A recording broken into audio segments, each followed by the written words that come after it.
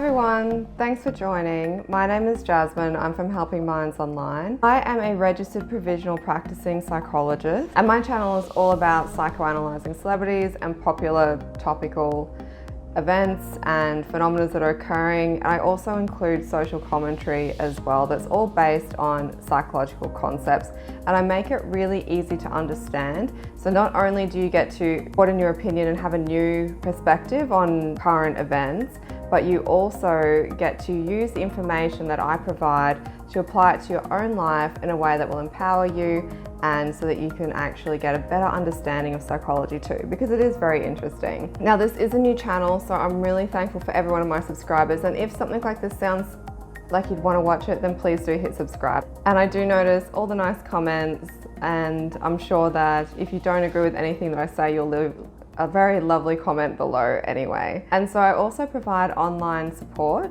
So it's anonymous, it's affordable and convenient, so it can be done at any place that you can access Wi-Fi, convenient and affordable, and a way for you to get help. The link is in the bio if you'd like to make a booking, and if you wanted to get some tips and tricks each day, then please check out my Helping Minds Online on Instagram. So today we're going to talk about something very horrific and topical, and that is Chris Noth. Now, at the recording of this video, as you can tell, it's just the day before Christmas, but it's just been, news has just broke that there's now a fourth woman who has come forward. And so what I'm going to talk about today is, why don't people report rape, sexual assault, sexual abuse when it occurs? Why is it often either not reported at all or reported so months, years after the crime? I will also state whether I believe Chris Noth is guilty or innocent based on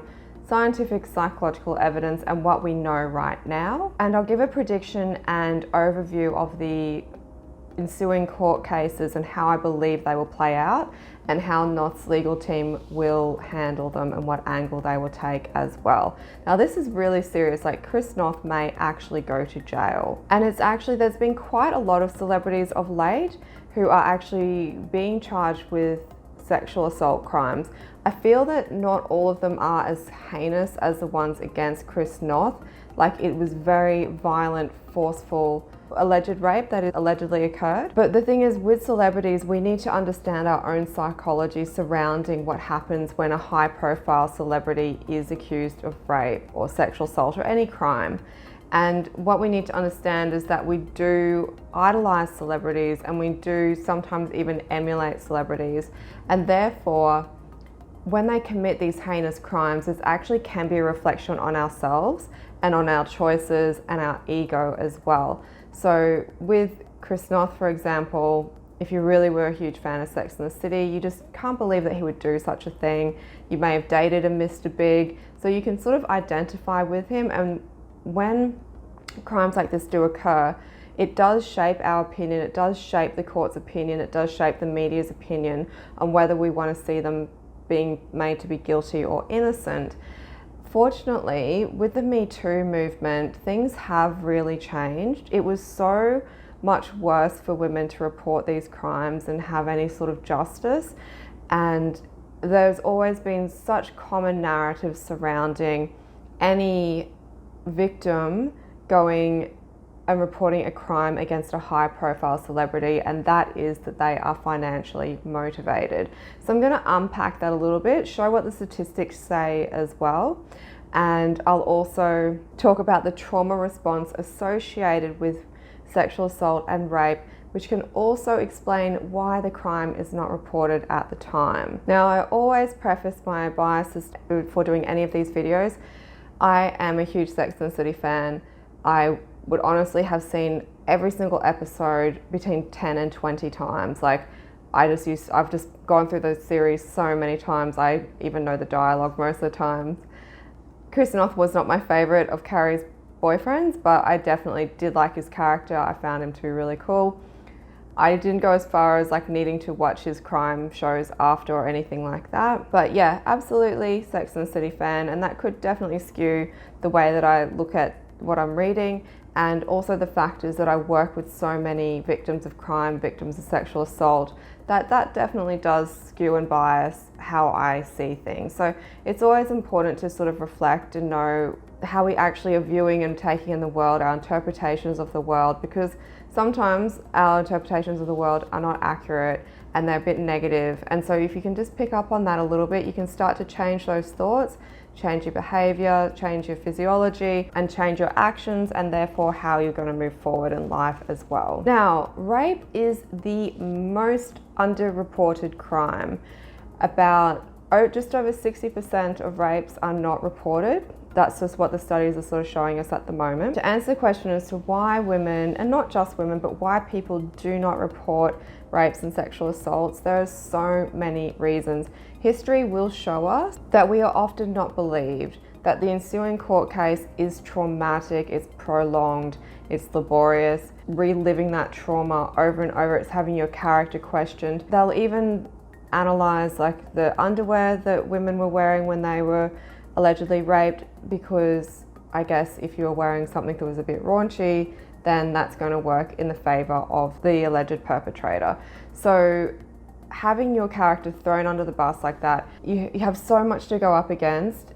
You can understand why they just want to move on with their lives and why they don't want to report it. Now, what they can do is suppress the memories so that way you can have continued functioning throughout your life. So what that means is just simply, I'm having this memory, this event happened to me, my mind is trying to deal with it, it keeps trying to deal with it, and I suppress that memory so that therefore I can continue functioning at work, I continue functioning in my relationships, I can continue functioning in my life. Because going through something like that is absolutely traumatic. The symptoms associated include depression, anxiety, eating disorders, loss of motivation, impact on your work, financial burden, the list goes on. So if you can minimize that by forcibly suppressing the memories, that is one way that women do try to get through it, and that is one of the reasons why the crime is not reported.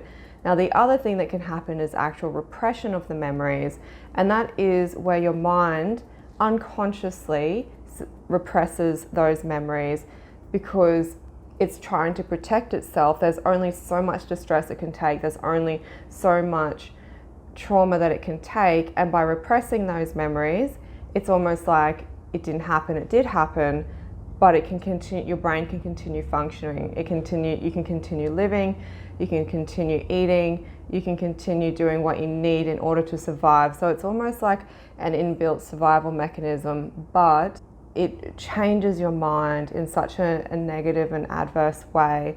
And what often occurs is that you've repressed those memories, and as you sort of like start to get through life and things start to trigger you, those memories will come back as flashbacks, and you need to deal with them. And then often you'll unpack that with a therapist years and years later, and then you might, through working with a therapist, gain the strength to realize, I'm going to report this. What this person did to me was wrong. I should have reported it at the time, but I suppressed my memories. Those memories were repressed. So that is one of the reasons why they'll often come forward and report the crime after seeing a therapist and many years later, because it's only at that point that the mind can actually deal with what has occurred. So because rape is the most underreported crime, we still are living within this narrative that says, well, if it really did happen to you, why didn't you report it at the time? Even though we're starting to understand more about trauma, we're starting to understand more about the history of trying to report rape and sexual assault and how difficult it can be, that is only now changing thanks to the Me Too movement. But we really need to change if it really happened, then why didn't you report it at the time narrative? Because it's just not an argument to prove that the crime didn't occur. If we instead took the belief that oh, we know that rape is the most underreported crime for this reason, and such as long-stemmed, inaccurate societal attitudes towards rape, which possibly do favour the guilty due to the scientifically proven complex trauma responses associated with rape, and due to the systemic flaws within the legal system. If we sort of go, because of these reasons, that's the reason why women are not reporting it. That's the reason why it's taking years. And we also need to consider the financial burden to the woman who has been raped, because studies are showing it's estimated at just over $100,000 is what it costs the person. So the victim may therefore be motivated to suppress that memory so they can get on with their job. They have children to feed perhaps, they have a job, they have a mortgage. Like, they just need to get on with their lives. And going through a huge court case, going through this trauma is just not going to fit in with that. So we really do need to change the narrative. Well, why didn't you report it at the time? Because you didn't, it therefore may not be true to, simply put, rape is the most underreported crime, enough said. Some of the details surrounding the crime show a really vicious crime. One of the girls needed 2 stitches. There's evidence of her going to a rape centre and being treated. There's additional testimony from her boss because she called her boss straight after it happened. There's another one where the girl went to his unit. They were down in the pool. When she went upstairs to him, that's when he raped her very violently. There was blood, and the friend sort of knew. The friend was there and witnessed all of, not the crime, but was able to see that, something had really upset her. With a lot of these women, there is a secondary person who was either at the crime when it occurred, just in a separate room or something along those lines, or was called straight after the fact. So all of those things sort of work together to support these women's testimonies, particularly if the hospital still had the records for when the victim needed the 2 stitches as well following the violent rape. But unfortunately, I think that they destroyed their records, and this did occur some time ago. If the alleged crimes occurred, Chris Noth was using his celebrity. He was big news, he was Mr. Big, and he would use his celebrity to sort of get the girls in, and they would just probably assume, I'm getting to go out to dinner with Chris Noth, like how exciting. And then he would essentially just force himself on them. It was never consensual, and it was often violent as well. More than likely there will be more women coming forward in time, because often when people are committing crimes of this nature, it's not that it only happened to 2, 3 or 4 women, it's just 2, 3 or 4 women of possibly many more are actually coming forward and speaking about it. So why don't other people come forward? The aforementioned trauma responses, the suppressing of memories, repression of memories in order to function through their day-to-day, all serve as reasons. The problems with the legal system, the time that you need to take out of your life in order to fight this, they all serve as reasons not to report the crime. But you also need to think, like, would someone believe me if I was going and trying to report Mr. Big? You'll see through most high-profile celebrity court cases, despite victim after victim coming forward with Michael Jackson, he still got let off. And I think that was where that original financial motivation, making up stories of rape or sexual assault or grooming or molestation in order for financial gain, that assertion was put forward by his legal team. And unfortunately, that still prevails today. Even with Bill Cosby, they're all saying the same, they're using that same argument. And the point is, though, to say that a woman is only reporting these crimes for financial motivation, it doesn't take away the fact that the crime still did occur. And you also need to consider the economic burden that she experiences, which is estimated at this stage to be in excess of $100,000 because of going through this trauma. So, if that is taken away from you, along with your dignity, along with positive cognitions you once had about people, that can all be taken away just with one act, then a little financial retribution is really to be expected, and it does not warrant an excuse that the crime never occurred. Because just because a woman's just saying, I've really lost so much, I would like to seek some financial retribution, that doesn't mean that she's making it up and that she's just motivated by money. Like, if somebody hurts themselves and they're at their workplace and they lodge an insurance claim, we don't think the same thing about them, do we? So we really need to change that attitude. It's so deeply ingrained in every rape case. I can guarantee that Chris Noth's lawyers will invoke it in their court case as well, but we'll just see how that plays out. The other textbook standard assertion that will be put forward by legal teams is that women are crazy. That's often the defense that they invoke, to say they're mentally unstable. But the problem is that when you experience a trauma like being raped or sexually assaulted, the resulting symptoms include depression, include racing thoughts, include anxiety, include OCD, include bipolar disorder. It doesn't make sense to me, again, that we're using this as a reason to say the crime didn't occur.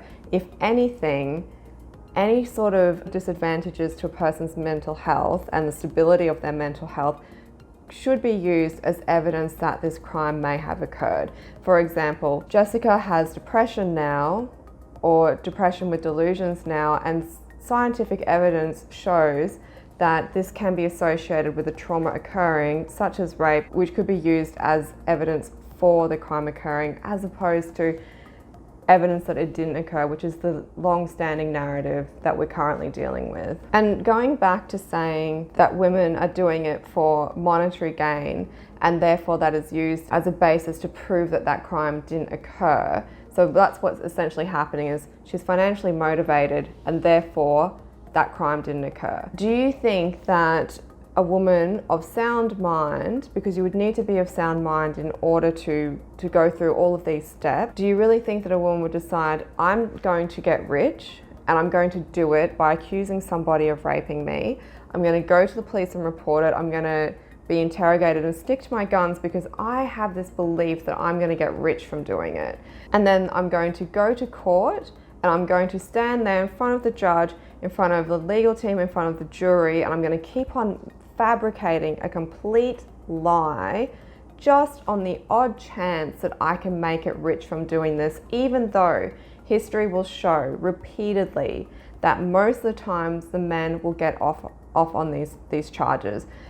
Perhaps the crime actually did occur, and that's the reason why, and because she has been significantly disadvantaged in life and the person does have a lot of wealth, and she wants to get some retribution back, some compensation for what she's lost, I don't really think that should be used as evidence that the crime didn't occur. And I also think that, going back to this scenario of a woman that would fabricate all of this complex fabrication in order to gain money, I think that the statistical chance of those types of women being out there and doing all of this is much lower than the chances of someone actually being raped, because as it stands, 1 in 5 people report being raped throughout their life. 1 in 4 female children report being sexually abused or molested throughout their life, and 96% of the perpetrators are male. So statistically speaking, it is a much higher chance that the rape actually did occur, as opposed to a woman that's just decided to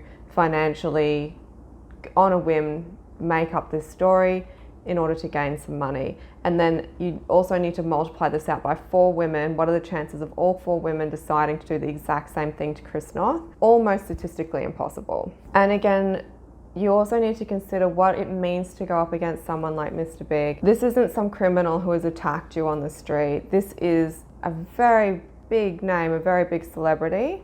He would be, in terms of the silver screen, he would definitely be an A-lister. And you may fear that police won't believe you. You may fear your name being up in the press. You may fear all the negative attention that's going to come with it. You may fear that common argument that you're doing this for money. You may fear your character being questioned. You may fear the common narrative as well. Well, you guys were on a date.